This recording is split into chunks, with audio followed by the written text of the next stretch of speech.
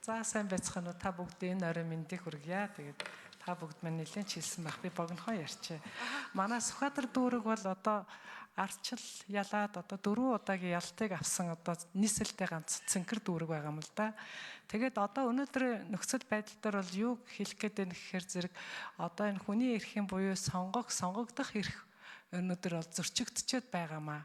Тэгэхээр энэ яаж зөрчигдөж байна гэхээр чин зэрэг энэ ардчилсан нам одоо Сүхбаатар дүүрэгтээ ялцсан байхад тэр шатндаа байгаа ардчилсан нам ардчлалыг дэмжиж гаргасан тэр хүмүүсийг хөшигний ард талд ардын намтаа наймаалцсан өнөөдөр сонгосон иргэдийнхээ эрхийг бол зөрчигсөн тийм ноцтой үйлдэл бол одоо гараад байгаамаа. Тэгэхээр энийг би өнөөдөр энэ хүний эрхийн хороо ардчилсан намын бүлэг эдгээр маань бас энэ Сүхбаатар дүүрэглүү маань анхаараач гэдгийг л сануулах гэж хэлж байгаамаа.